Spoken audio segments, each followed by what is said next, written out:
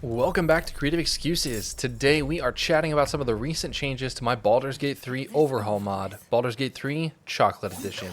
Version 2 is out with quite a few cool additions and changes. This might be my favorite of those. Warlock packs have received an overhaul that add quite a lot of fun build variety in my opinion, though I do expect some of these changes are going to be the most controversial out of all of Chocolate Edition changes. So let's find out. Before we go any further, perhaps the largest change to Warlocks in Chocolate Edition comes in the form of a key change to Eldritch Blast. In Chocolate Edition version 2 and beyond, Eldritch Blast has been locked behind Pact of the Tome. Before you riot, let me tell you why. If you asked me to summarize the Warlock class in Baldur's Gate 3, I would say that it is Eldritch Blast, the class.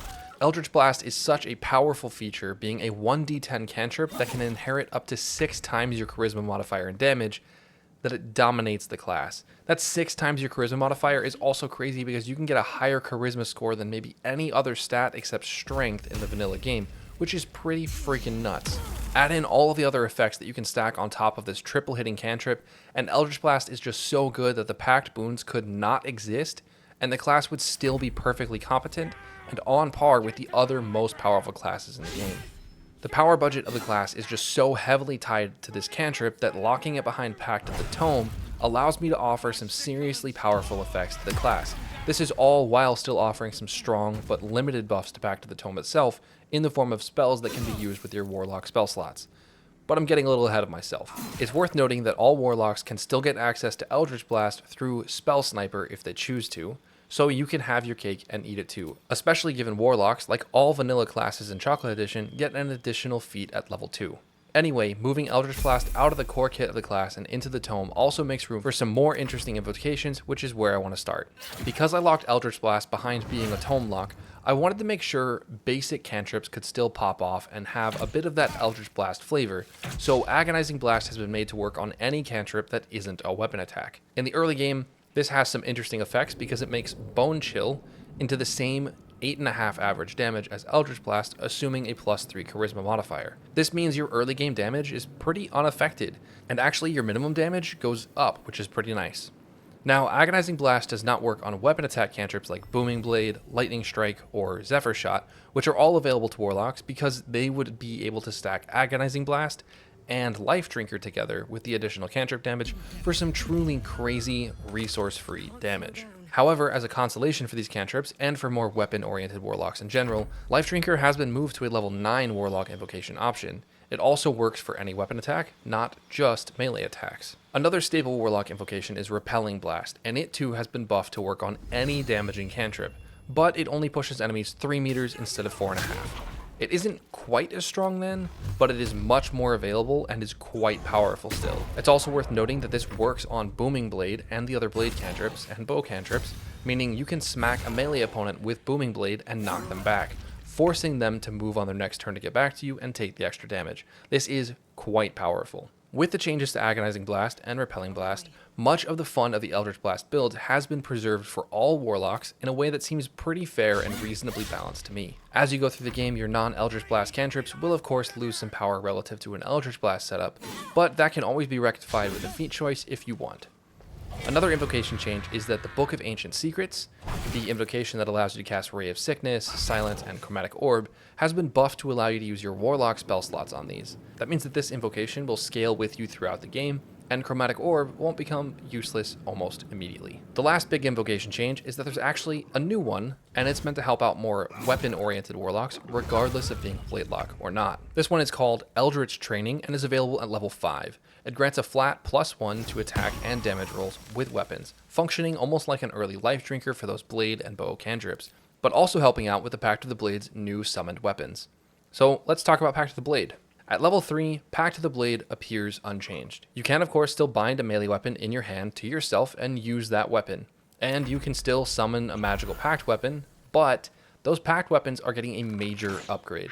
Instead of being merely magical, pretty variants of their normal non-magic weapon counterparts with no enhancement bonus or really any special property of any kind, these Pact weapons are now automatically +1 variants, which deal a unique damage type each. For example, the Battle Axe now deals Force damage, the Glaive deals Radiant, the Greatsword deals Acid, the Rapier deals Necrotic, the Trident deals Lightning, the Warhammer deals Thunder, the Flail deals Cold, the Sickle deals Poison, and the Maul deals Psychic damage.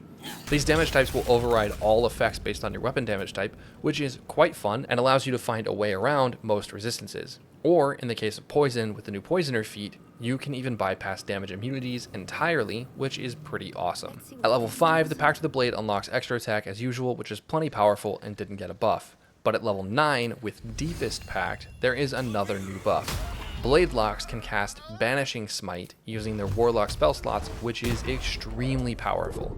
That is a 5d10 force damage smite, so you're going to be absolutely bonking fools with that. Next up, we've got Pact of the Tome, and it received some very powerful changes. At level 3, you unlock this tome, which you read via a spell. Once you've read it, you gain the ability to cast Eldritch Blast, Guidance, and Thorn Whip.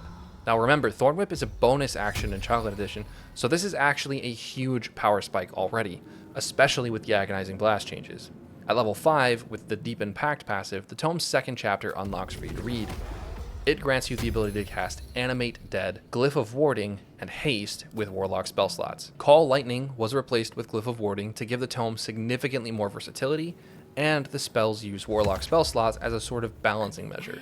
You can use these spells more often, of course, but you won't be able to cast your normal Warlock spells as much when you do. The resource competition for those spell slots is going to be fierce. And it only gets fiercer still when you hit level 9 and unlock Deepest Pact, which provides perhaps too strong of a feature, but we'll see. With Deepest Pact, the Tome's third chapter becomes readable, and you gain the ability to cast Artistry of War and Dethrone, two of the most powerful scrolls in the game that normally only a wizard can cast more than once. This change was inspired by the ability of Warlocks to spend an evening respecking as a level 9 wizard to gain the required spell slots to learn Artistry of War, and then going back into a level 9 plus Warlock to be able to cast Artistry of War with the Warlock spell slots as long as they have one level of Wizard. I always thought that was the real Pact of the Tome all along, and so I've now just made that more convenient. You do unlock it a bit early, which might be too powerful, but the short rest and long rest cooldowns on these spells are still functional while being a Warlock, so you still only get the same amount of them per day as a Wizard, assuming no additional short rests. They also compete for your very limited spell slots, of course, which you could be using on things like Haste, or Elementals, or maybe some very powerful crowd control, or counter spells. The opportunity cost is there, so maybe it isn't too broken, but also maybe it is. Artistry of War is absolutely cracked, and I might need to make a new spell to go here. Give the class a full playthrough and let me know your thoughts over on my Discord server. I would love to hear them. Okay, the last pact is, of course, Pact of the Chain, and this one got some truly massive buffs, because it was basically unusable before. Now it is very usable and may be absolutely busted. At level 3, you will unlock the Pact of the Chain variant of Find Familiar, where you have all of the normal Find Familiar animal options, plus one additional variant based on your subclass. Feylocks get a Mephit, because there weren't really very many Fey options in the game to go with. This Mud Mephit can summon its own Mephits, and all of them explode on death, which is very fun. Fiendlocks get the Imp, which has been buffed with a little extra damage on their Sting attack. Gulocks, of course, get the Intellect Devourer, a lot like us, but with a Claw attack and a ranged attack. And finally, Hexblades get to summon a floating Greatsword, which can fly and swipe at enemies. It's all very neat. With Deepen Pact at level 5, instead of just summoning the same thing but with extra attack, you get access to a new spell called Empowered Chains, which is used to buff a summon of your choice with a level 3 version of Armor of Agathis and extra attack. That means your summon gets 15 extra HP that can turn into 15 extra damage every time they're hit with a melee attack while the temp HP persists. And they still get that extra attack, letting them smack things around more than once per turn. But here's the kicker. Empowered Chains is not limited to only your familiar, or even only your own summons. Empowered Chains works on any summon, including from your companions. That means you can beef up a Conjured Elemental or a Myrmidon with this buff. And let me tell you, Elementals, Greater Elementals, and Myrmidons go so hard with this buff. Pact of the Chain is absolutely sick now. This also means you can buff up Scratch, Shovel, and Us, which just feels so good.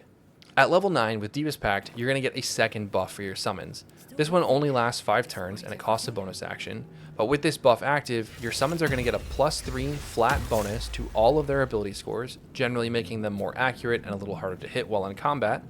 They're also going to get Blade Ward, making them resistant to all physical damage, stretching those temporary HP out even more. It isn't a cracked buff, but considering the kinds of summons that you can buff with this, it is very, very strong, especially for summoning focused parties. And that's it. With these changes, the Warlock class has had a pretty dramatic makeover where each Pact boon can now stand on its own and is worth making an entire build style around.